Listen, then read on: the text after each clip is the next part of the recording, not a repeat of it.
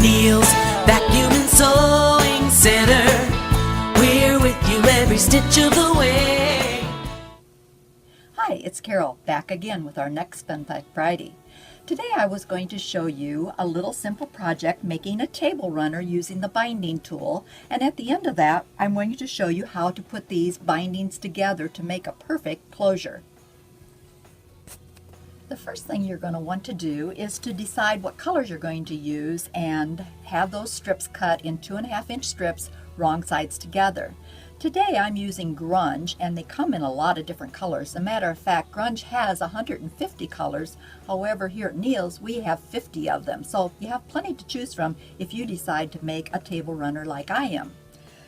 To get started on this project, the first thing you're going to do is take your binding tool with the writing side up, and you're going to have your fabric cut 2.5-inch strips, and you want to face them wrong sides together so you'll end up with opposite angles to make this. So to do that, the very first thing you'll do is lay that tip on the edge of your fabric and cut. And you're just going to simply cut that straight line and cut over here. Then the next cut would be the same, so that you would lay it on your strip, and you just continue cutting your strips. And you can see then you're going to have opposite angles here, like so, and you would lay them out like that.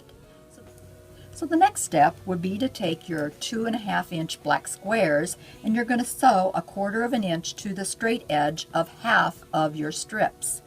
Then you can just lay those down, and then we're going to start building this. The first thing you would do is to lay one of the plain strips like this, and the angle's going to create your straight edge, and you'll have 1/4 inch seam on each one of those. And what I've done is I actually laid these colors out so I knew how I wanted them before I started, but I just wanted to show you how easy it is. Each seam would be 1/4 inch, and there you have your other end laid out. So then the last step to making our table runner would be to bind it, and this is another one I have made, and I've got the binding sewn on, but I wanted to show you how to use that little binding tool to make that perfect closure. So what you'll want to do is to leave a perfect 12-inch opening on your binding. So what you want to do is to lay that binding tool with the flat side towards your seam and the writing side up.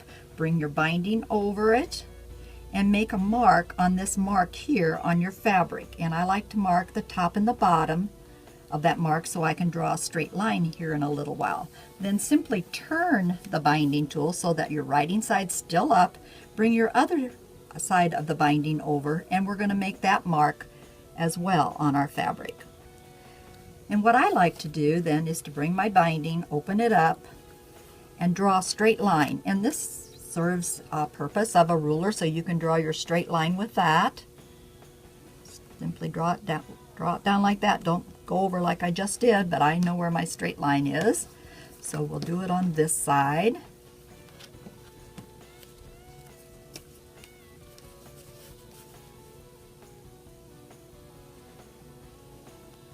Okay, the next step is to cut those so that it will fit together perfectly. And let me show you how that's done. Again, one important thing is to use your binding tool with the writing side up. And on one side of the binding, we are going to put the mark here on the mark that I made on my binding, and on the other side, I'm going to put the tip on that line. And it doesn't matter which side you do, which way, just make sure they're opposite. So on this one, I am going to put my line on the line and cut that angle here. So we put the line on the line there, so on this side, we have to put the tip on the line. So you bring it back so that the tip is on the line, and you square it up here. Kind of lay it out so you know that you're straight, and then you're going to cut that angle again.